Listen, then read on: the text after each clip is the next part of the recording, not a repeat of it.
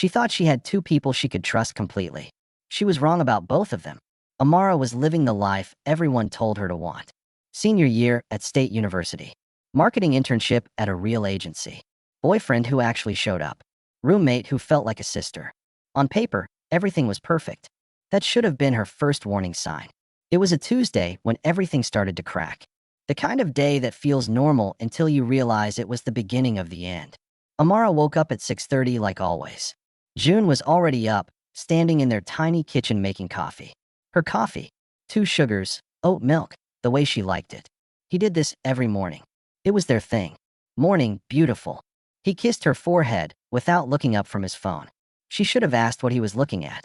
Should have noticed the way he tilted the screen away. But she was tired, and trust doesn't ask questions. Her roommate Jess walked out of her bedroom, hair wrapped in a silk scarf, wearing an oversized shirt that looked familiar. Too familiar. "That's my shirt," Amara said, half joking. Jess laughed. "Girl, everything in this apartment is communal at this point. You literally wore my jeans last week." She wasn't wrong. They shared everything. Clothes, food, secrets. That's what best friends did. Joon handed Amara her coffee. Their fingers touched. He smiled. That smile that made her feel safe. "I'll see you tonight," he asked. "Late meeting at the agency. Probably not till 9. I'll wait up." He kissed her. Quick. Routine. The kind of kiss that says, "I love you," without the weight of actually saying it. He left. The apartment felt quieter without him. Jess poured herself coffee. "You're so lucky, you know that? Joon's literally perfect." "Yeah," Amara said. "I know. If you've ever felt like your life was too good to be true, drop a comment below. Because sometimes that feeling, it's trying to tell you something." Work was 7 blocks away. Amara walked it every morning, even when it rained. She liked the routine, liked feeling like an adult with a real job and a real future. The agency was small. 15 people. Exposed brick walls. Cold brew on tap. The kind of place that looked like a startup but paid like an internship. Minho was already at his desk when she arrived. He was always early, always prepared, always 2 steps ahead of everyone else. "Morning, Amara." He looked up, that mentor smile she'd come to rely on. "Ready for the big presentation tomorrow?" "As ready as I'll ever be." "You'll crush it. I looked over your slides last night. Really solid work." Minho was her supervisor. 26. Korean. Confident in a way that felt earned, not arrogant. He'd taken her under his wing from day one, taught her everything about client management, design thinking, how to survive in marketing. When the senior marketing position opened up, he told her to apply. "You're ready for this," he'd said. "I'll put in a good word." She believed him. Why wouldn't she? He'd never given her a reason not to. "Hey," Minho said, glancing at his computer screen. "You free for coffee after work? Want to run through some last-minute details for tomorrow? I've got class at 4, but I can do 5:30? Perfect." Usual spot. The usual spot was a cafe 3 blocks away. They'd been there dozens of times. Strategy sessions, pep talks, mentor and mentee stuff. Normal. Except today, something felt different. The way he looked at her, like he was calculating something. She shook it off. Paranoia wasn't her style. Class was a blur. Corporate finance. The professor droned on about market trends and fiscal quarters while Amara checked her presentation one more time on her laptop. Her phone buzzed. "Joon, miss you already." She smiled. Typed back. "Amara, miss you more. See you tonight." Another buzz. This time from Jess. "Jess, can you grab milk on your way home? We're out." Amara, "You literally just had coffee this morning, LOL." Jess, "I drank it all. I'm an addict. Help me." Amara, "Fine. But you owe me." Jess, "Love you 2 hearts." Everything felt normal. Friendly. Safe. That's how betrayal works. It doesn't announce itself. It smiles at you while sharpening the knife. 5:30. The cafe was crowded. Amara spotted Minho in the back corner, 2 coffees already on the table. "You're the best," she said, sliding into the seat across from him. "I know." He grinned. "Okay, so tomorrow. The client's going to push back on pricing. They always do. Here's how you handle it." He walked her through every possible scenario, every question they might ask, every objection she needed to counter. He was good at this. Teaching. Preparing her. "You've got this, Amara. Seriously. This promotion? It's yours." "You really think so?" "I know so." He paused, took a sip of his coffee. You've worked harder than anyone here. You deserve it. She wanted to believe him. She did believe him. Thanks, Miho. For everything. I couldn't have done any of this without you. That's what mentors are for. His phone buzzed. He glanced at it. His expression changed. Just for a second. Something she couldn't read. Everything okay? Yeah. Just family stuff. He put his phone face down on the table. Nothing important. They talked for another 20 minutes. Strategy. Pricing. Confidence building. By the time she left, she felt ready. Prepared. Like tomorrow was going to be the day that changed everything. She had no idea how right she was. Amara stopped at the corner store on her way home. Grabbed milk like Jess asked. Also picked up Joon's favorite chips. The spicy Korean ones he was always running out of. She thought about how lucky she was. A boyfriend who made her coffee. A roommate who felt like family. A mentor who actually cared about her career. Not everyone had that. She walked into her apartment at 7:15. Joon's shoes were by the door. The expensive black sneakers she bought him for his birthday. He wasn't supposed to be home until later. He'd texted her at noon saying he had study group until 8. Babe, she called out. No answer. But she heard something. Music. Faint. Coming from down the hall. Her playlist. The one she made for their 6-month anniversary. Songs that meant something. Songs that were theirs. Why was it playing? She set the groceries on the counter. Moved toward the hallway. The bathroom door was cracked open. Steam was pouring out into the hall. Someone was in the shower. Her shower. Amara's heart started pounding. She told herself it was nothing. Joon came home early. Decided to shower. That's all. Normal boyfriend stuff. But then why didn't he answer when she called his name? She pushed the door open wider. And froze. Jess. Her roommate. Her best friend. Standing in Amara's shower. Wearing Amara's robe. The white one with her initials embroidered on the chest. The one Joon bought her for Christmas. Jess turned. Saw her in the mirror. And smiled. Not a guilty smile. Not an, oh no, you caught me smile. A smile that said she'd been waiting for this exact moment. Oh, hey girl. Amara couldn't speak. Couldn't move. Her brain was trying to process what she was seeing, but the pieces wouldn't fit together. Joon said you wouldn't be home till 9. That's what broke her. Not the shower. Not the robe. The fact that Jess knew her schedule. That she and Joon had talked about when Amara would be home. Like they planned this. Where is he? Amara heard herself say. Jess turned off the water. Stepped out of the shower. Still wearing that robe. Still smiling like nothing was wrong. You want to grab us dinner? Should be back in like 20 minutes. Us. She said us. Before we continue, pause and comment what you would do right now. Walk out. Confront Joon? Throw hands. I genuinely want to know because what Amara does next? You won't see it coming. Amara stood there. Frozen. While her best friend casually dried off in her bathroom. Wearing her robe. After showering in her apartment. Waiting for her boyfriend to bring back dinner. Us, Amara repeated. Her voice sounded strange. Distant. Like it was coming from someone else. He's bringing food for us? Jess wrapped a towel around her hair. The pink one. Also Amara's. Yeah. Thai food. You know how he is with that green curry place. She knew. Of course she knew. Amara was the one who introduced him to that restaurant. On their second date. Back when everything was new and perfect and real. How long? Jess looked at her. Really looked at her. And for the first time, the smile dropped.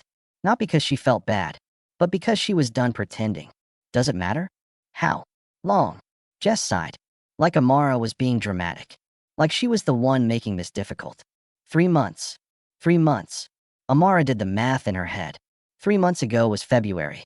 Valentine's Day. Joon had taken her to that expensive restaurant. Told her he loved her for the first time.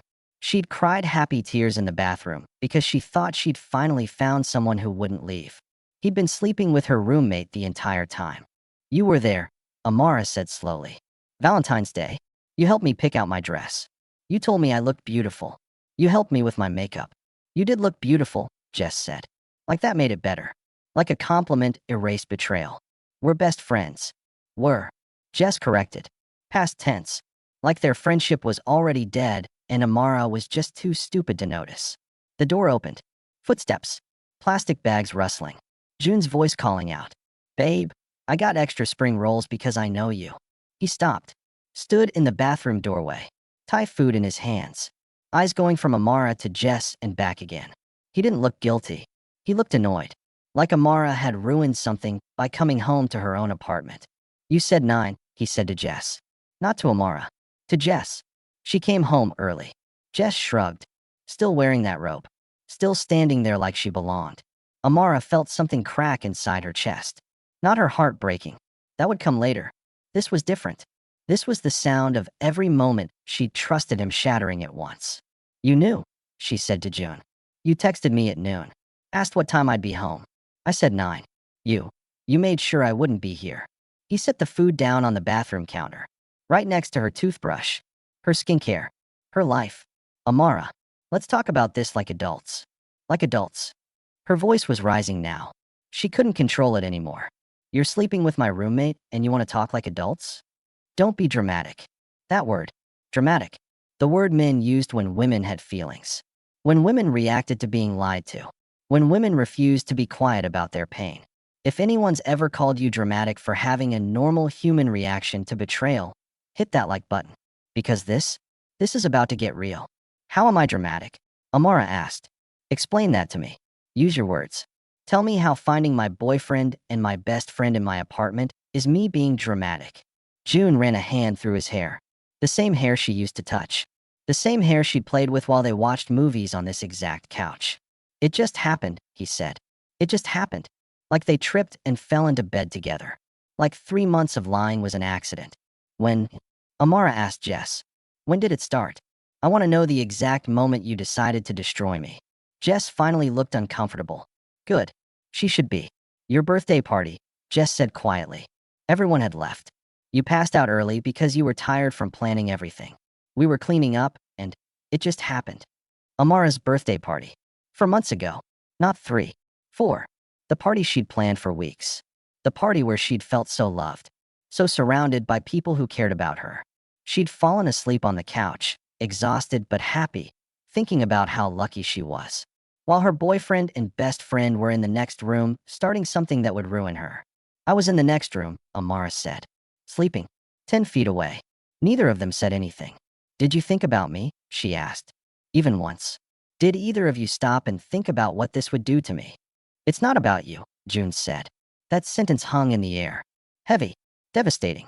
It's not about you. Her relationship. Her home. Her life. And somehow it wasn't about her. Then what's it about? Amara heard herself ask. Love? You two fell madly in love and just couldn't help yourselves. Maybe, Jess said. And she meant it. She actually meant it. Amara looked at them. Really looked at them. Joon in his hoodie, holding Thai food. Jess and her, in Amara's robe, hair wrapped in Amara's towel. They looked comfortable together. Natural. Like they'd been doing this so long it was routine. How many times?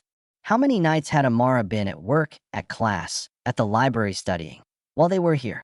In her home? In her bed? Did you use my bed? The question came out before she could stop it. Silence. That was answer enough. Amara felt dizzy. The room was spinning. Or maybe she was. Everything she thought was solid had turned to water. I need you both out, she said. Amara, Joon started. Now? Get out now. This is my apartment too, Jess said. My name's on the lease. Right. Because 6 months ago, when Jess was struggling with rent, Amara had helped her. Covered her portion for 2 months. Made sure she didn't get evicted. Told her that's what friends do. Fine, Amara said. Then I'm leaving. She walked out of the bathroom. Grabbed her keys. Her phone. Her laptop bag. Didn't even know where she was going. Just knew she couldn't breathe in there anymore. Where are you going? Joon called after her. She stopped. Turned around. He was standing in the hallway. Jess behind him. Both of them watching her leave her own home. What do you care? I still care about you, he said. Like that meant something. Like caring and betrayal could exist in the same sentence. No, you don't, Amara said. If you cared, you would have ended things with me before starting things with her.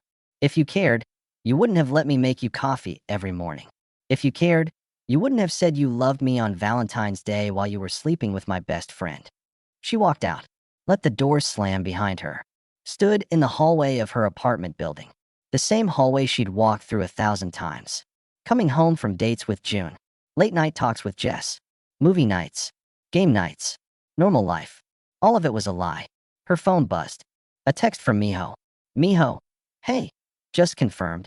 The promotion interview is tomorrow at 10 a.m. instead of the presentation. They want to talk to you about the senior role. This is it. You've got this. Tomorrow, 10 a.m. The interview that could change her career, her future. She'd spent months preparing for this. Months learning from Minho, trusting him, building towards something real. At least she had that. At least work was solid. At least she had one person in her life who wasn't lying to her. Right? Amara didn't sleep that night. She'd checked into a cheap hotel 2 blocks from campus. The kind with thin walls and a vending machine that only took exact change. She sat on the edge of the bed, still in her clothes from yesterday, staring at nothing. Her phone kept buzzing. Texts from Joon. Calls from Jess. She blocked both of them. At 5 a.m., she showered. Put on her interview outfit. The navy blazer she'd bought specifically for this moment. The one Jess had told her looked so professional. Everything was tainted now. Even her clothes had memories of betrayal attached to them. But she had to focus. The promotion interview was at 10. This was her future. Her way out. If she could just get through today, she could start rebuilding. One piece at a time. Work would save her. It had to. She got to the agency at 8:30. Early. The office was mostly empty. Just her and Marcus from accounting, who nodded at her from the break room. Amara sat at her desk, opened her laptop, pulled up her presentation files. Error. File corrupted. She refreshed. Tried again. Error. File corrupted. All of them. Every presentation slide. Every backup. Every document she'd spent 3 months creating. Gone. Her heart started pounding. This couldn't be happening. Not today. Not now. She checked her cloud storage. Empty folder. Everything she'd uploaded yesterday was gone. No, no, no, no, no. She tried the shared drive. The place where the entire team kept backup files. Her folder was empty. Someone had deleted everything. Morning. Amara jumped. Minho was standing behind her, coffee in hand, that same mentor smile on his face. "You're here early," he said. "My files," Amara said. Her voice was shaking. "They're gone. All of them. The presentation, the client research, everything I need for the interview." Minho frowned, set his coffee down, leaned over her desk to look at her screen. "That's weird," he said. "Did you try the backup server?" "Everything's gone. Someone deleted them. That doesn't make sense. Who would do that?" She looked at him, really looked at him. The concern on his face looked real, felt real. "I don't know," she said. "But I'm supposed to interview for senior marketing manager in 90 minutes, and I have nothing to show them." "Hey."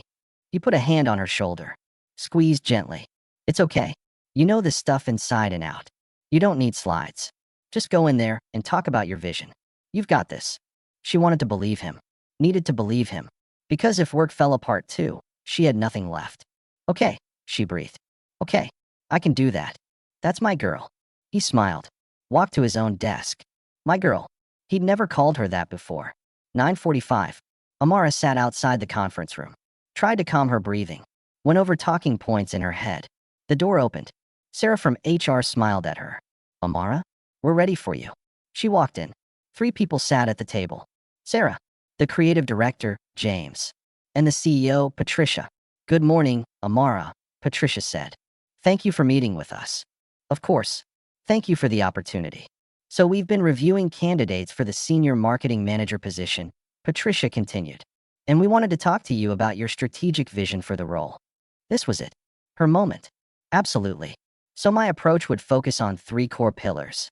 "Actually," James interrupted, "before we get into that, we wanted to ask you about the campaign concepts you submitted last quarter." "The tech startup rebrand?" "Yes, I'm really proud of that work." "Right." James glanced at Patricia. Something passed between them. Something Amara couldn't read. "Here's the thing. We had another team member submit a very similar concept. Almost identical, actually. Same visual direction, same messaging framework, same target demographics." Amara's stomach dropped. That's not possible. I developed that entire strategy myself." "We're not saying you copied anyone," Sarah said quickly. "We're just trying to understand the overlap. Who else submitted a similar concept?" "Minho," Patricia said. The room tilted. "Minho," Amara repeated. No. He reviewed my work. He gave me feedback. He knew everything I was planning because I showed him. He submitted his proposal 2 weeks ago," James said. "Before your final presentation. 2 weeks ago. Right after their coffee meeting. The one where she'd walked him through every detail of her strategy. Asked for his advice. Trusted him completely. He took my work," Amara said slowly. "He knew I was developing this campaign, and he submitted it as his own. That's a serious accusation, Patricia said. It's the truth. Share this if you've ever had someone steal credit for your work. Because what happens next shows exactly why you can't trust everyone who smiles at you. Look, James said, we're not here to litigate who thought of what first. The reality is, Minho has more experience. He's been here longer, and his presentation was more polished. Because he had 2 extra weeks to refine MY ideas. Amara. Sarah's voice was gentle but firm. We appreciate your passion. We really do. But we've made our decision. No. We're offering the senior marketing manager position to Minho, Patricia said. He'll start in the new role next week. The room was silent. Amara could hear her own heartbeat, could feel tears burning behind her eyes, but refused to let them fall. Not here. Not in front of them. However, Patricia continued, we'd love for you to stay on as an associate. Continue learning from Minho. He speaks very highly of your potential. Learning from Minho, the man who stole her work, who sabotaged her career, who smiled in her face while destroying her future. I need a minute, Amara said. She stood up, walked out of the conference room, kept walking, past her desk, past Minho, who looked up from his computer with fake concern. How'd it go? He called out. She didn't answer, couldn't answer. If she stopped moving, she'd shatter. She made it to the bathroom, locked herself in a stall, let herself breathe. Her phone buzzed. A text from an unknown number. Unknown. You don't know me, but we need to talk. It's about Minho and Jess. Meet me at Morrison's Coffee at noon. This is important. Jess. Why would someone be texting her about both Minho and Jess? Unless. No. That wasn't possible. Another text came through. Unknown. They're not strangers, Amara. They planned this together. All of it. Her hands started shaking. Another message. This time a photo. Minho and Jess. Together. At a restaurant. His arm around her shoulders. Both of them smiling at the camera like they were family. No, not like family. The same eyes. The same smile. The same sharp jawline. They were family. And the final text came through. Unknown. They're siblings. And they've been destroying you on purpose. Noon at Morrison's. I'll explain everything. Morrison's Coffee was half empty when Amara arrived. Noon on a Wednesday. Students studying for midterms. Freelancers hunched over laptops. Normal people living normal lives while hers was burning down. She scanned the room. Didn't know who she was looking for. The texts had come from an unknown number. No name. No profile picture. Just information that changed everything. Amara. She turned. A woman stood near the back corner booth. Late 20s. Korean. Sharp features and sharper eyes. She looked familiar, but Amara couldn't place where from. I'm Hannah, the woman said. Sit. Please. Amara sat. Kept her bag on her lap. Her keys in her hand. Ready to run if this was another trap. You don't know me, Hannah started. But I know Minho. We dated for 2 years. He destroyed my life the same way he's destroying yours. How do you know what he's doing to me? Because he does this. It's a pattern. Target someone. Get close. Earn their trust. Then take everything. Hannah pulled out her phone. Opened her photos. Slid it across the table. It was a screenshot. A group chat. 3 people. Minho, Jess, and someone named Danny. The messages were from 4 months ago. Minho, found the target. Amara Chun, marketing intern at Apex. She's the one who filed the complaint that got Danny fired. Jess, are you sure it's her? Minho, positive. I checked the HR records. She reported him for harassment. Corporate took her side. He lost everything. Danny, then make her lose everything too. Amara felt the air leave her lungs. Danny. She remembered Danny, the creative director from last year. He'd made comments, inappropriate ones, about her body, her clothes, asked her to drinks after work in a way that didn't feel professional. She'd reported it to HR, thought she was doing the right thing, thought she was protecting herself. He'd been fired a week later. She'd forgotten about it, moved on, assumed he had too. She was wrong. Danny is their cousin, Hannah said. Minho and Jess's cousin. They're close, like family close. When you got him fired, you became their enemy. I didn't get him fired, Amara said. He got himself fired. He was harassing me. I know that. You know that. But they don't care about that. They care about revenge. Amara scrolled through the screenshots. There were dozens of messages. Planning. Coordinating. Minho getting hired at Apex 2 months after Danny was fired. Positioning himself as her mentor. Gaining her trust. Miho. She trusts me completely. I've got access to all her project files. When the time is right, I'll submit her ideas as mine. Jess, I moved in with her last month. She has no idea. Offered to help me with rent. She's so naive, it's almost sad. Danny, what about the boyfriend? Jess, Joon? Easy target. He's shallow. Craves attention. I'll make my move soon. This wasn't random. This wasn't bad luck. This was calculated. Methodical. Revenge disguised as friendship. They'd spent months destroying her. On purpose. Why are you showing me this? Amara asked. Because Miho did the same thing to me, Hannah said. Different method. Same result. He got close. Made me trust him. Then he sabotaged my business partnership. Stole my clients. Ruined my reputation. By the time I realized what he was, it was too late. Why didn't you expose him? I tried. No one believed me. He's too charming. Too convincing. And I had no proof. But you, Hannah leaned forward. You have a chance. They're getting sloppy. Confident. They think they've already won. They have won. I lost my relationship. My home. My promotion. What's left? Your power, Hannah said. The one thing they can't take unless you give it to them. Amara looked at the screenshots again. Months of planning. Months of lies. Months of them laughing at her while pretending to care. She thought about Jess. Helping her with rent. Sharing clothes. Late night conversations about dreams and fears. All of it was fake. A performance. She thought about Miho. Mentoring her. Teaching her. Those coffee meetings where he made her feel capable and valued. All of it was manipulation. Setting her up to fail. She thought about Joon. The coffee every morning. The I love you on Valentine's Day. The future she'd imagined with him. All of it was happening while he was sleeping with the woman who wanted to destroy her. And she thought about Danny. The man she'd reported. The harassment she'd endured.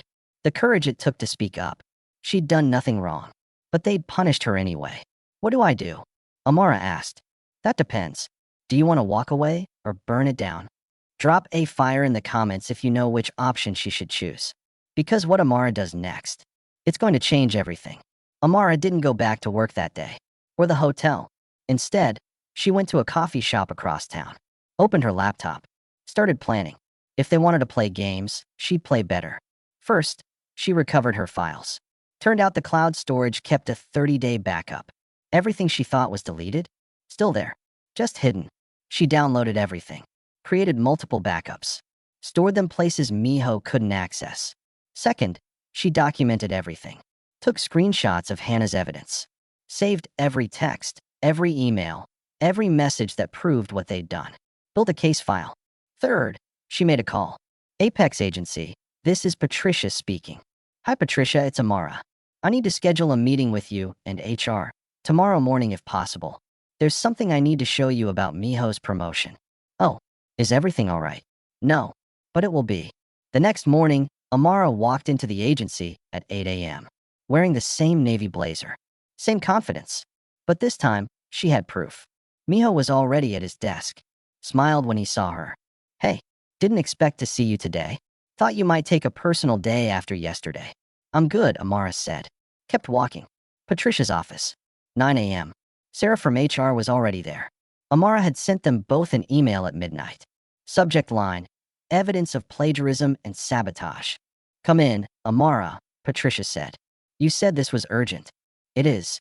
Amara pulled out her laptop. Opened the file she'd prepared. 3 months ago, I developed a comprehensive marketing strategy for the tech startup rebrand campaign. I shared my work with Miho during our mentorship sessions. 2 weeks later, he submitted that exact strategy as his own and was awarded the promotion I was promised. She clicked to the next slide. Side-by-side comparison. Her original documents. Time-stamped. His submission. 2 weeks later. Identical concepts. This could be coincidental, Sarah started. It's not. Amara clicked again. Screenshots of her corrupted files. The deletion logs showing they'd been tampered with at 11 p.m. the night before her interview. Someone with admin access deleted my presentation files.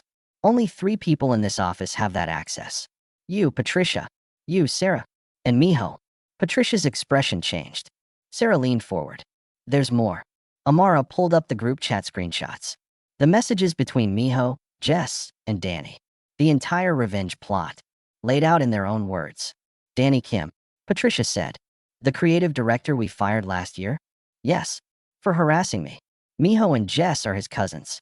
They got hired specifically to sabotage my career as revenge for reporting Danny's behavior. The room was silent.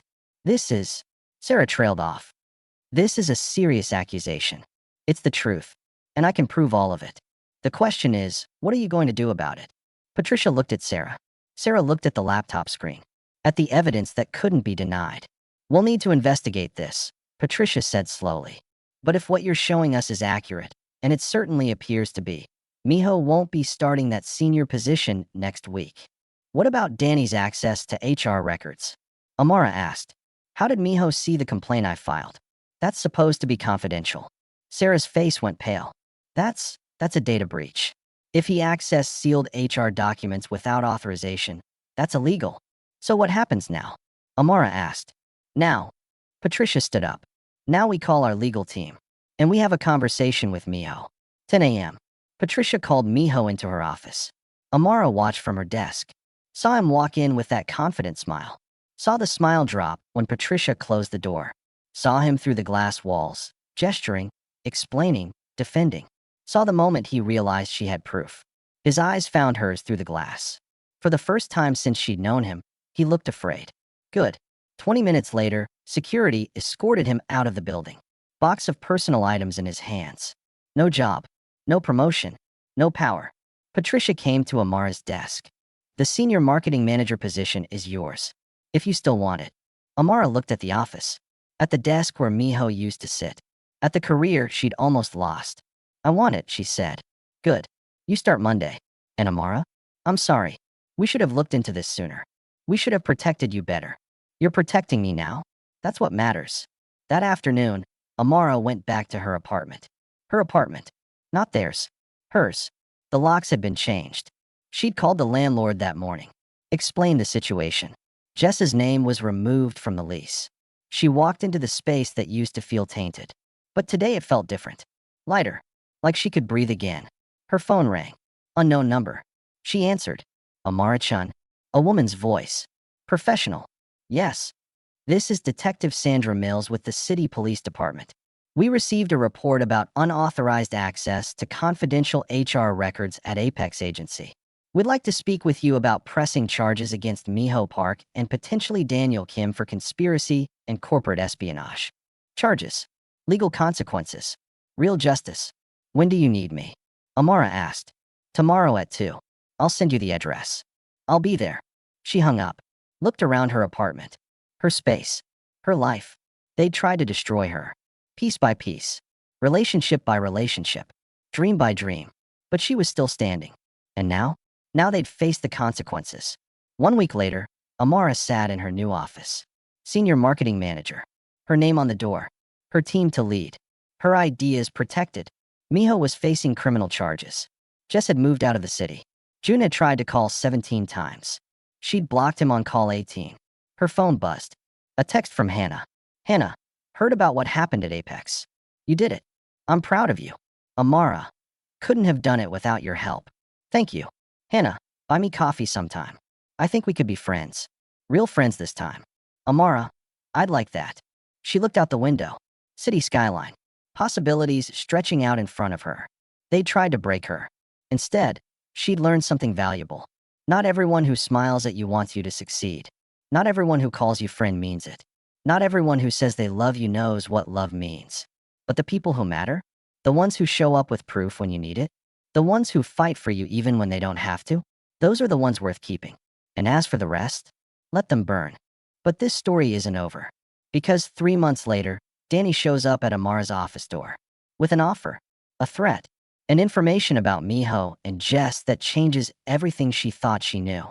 If you want part 2, this video needs to hit 100 likes. Comment part 2 below and let me know if you're Team Amara all the way. Subscribe so you don't miss what happens next. Because the revenge? That was just the beginning. Hit that notification bell. Share this with someone who needs to hear this story. And remember, never let anyone destroy you without a fight. I'll see you in part 2.